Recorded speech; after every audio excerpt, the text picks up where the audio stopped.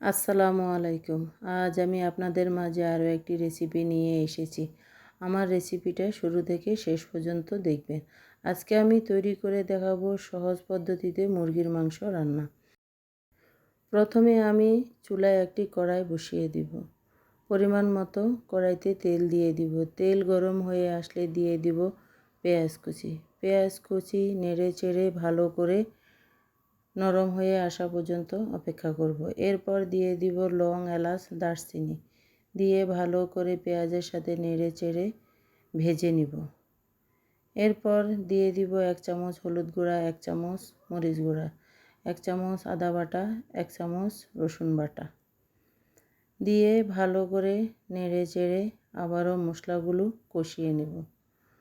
ভালো করে নেড়ে চেড়ে কষিয়ে নেওয়ার পর দিয়ে দিব পরিমাণ মতো পানি দিয়ে আবারও নেড়ে চেড়ে ভালো করে মশলাটা কষিয়ে নেব। এরপর দিয়ে দিব 1 চামচ জিরা বাটা দিয়ে আবারও নেড়ে চেড়ে নেব। এরপর দিয়ে দিব 2টি তেজপাতা দিয়ে ভালো করে মশলার সাথে পেঁয়াজ, রসুন, আদা সব কিছু একসাথে ভালো করে কষিয়ে নেব। এরপর দিয়ে দিব 1 চামচ ধনিয়ার গুঁড়া দিয়ে আবারও নেড়ে চেড়ে কষিয়ে নেব। কষিয়ে নিয়ে এরপর দিয়ে দিব আমি মুরগি কেটে ধুয়ে নিয়েছি, ভালো করে পরিষ্কার করে নিয়েছি। এরপর মশলার মাঝে মুরগির মাংসগুলো দিয়ে দিব, দিয়ে ভালো করে নেড়ে চেড়ে নিব। এরপর দিয়ে দিব স্বাদ মতো লবণ দিয়ে আবারও নেড়ে চেড়ে মশলার সাথে ভালো করে কষিয়ে নিব। নেড়ে চেড়ে মশলার সাথে মিশিয়ে এরপর আমি ঢেকে রান্না করব 5 মিনিট। 5 মিনিট পর ঢাকনা তুলে আবারও নেড়ে চেড়ে দিব।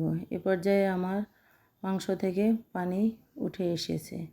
এখন আবারও নেড়ে চেড়ে ঢেকে রান্না করব আরও 10 মিনিট। 10 মিনিট পর ঢাকনা তুলে আবারও আমি দিয়ে দিব 1 বাটি টক দই দিয়ে মাংসের সাথে ভালো করে নেড়ে চেড়ে মিশিয়ে নেব। এরপর দিয়ে দিব আমি কয়েকটি কাঁচামরিচ ফালি দিয়ে আবারও নেড়ে চেড়ে ঢেকে রান্না করব আরও 10 মিনিট। এই রান্নাতে আমি কোনো প্রকার পানি ব্যবহার করিনি। মাংসের পানি আর টক দই দিয়ে আমার রান্না শেষ হয়ে এসেছে।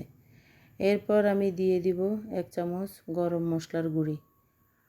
মশলার গুঁড়া দিয়ে আবারও নেড়ে চেড়ে ভালো করে রান্না করে নিব। এ পর্যায়ে আমার রান্না মোটামুটি হয়ে এসেছে। আপনারা এভাবে সহজভাবে রান্না করে খেয়ে দেখবেন, খেতে অনেক মজাদার ও সুস্বাদু হয়। এরপর আমি ঢেকে দিব আরও 5 মিনিট। 5 মিনিট পর আমার রান্নাটা মোটামুটি হয়ে এসেছে।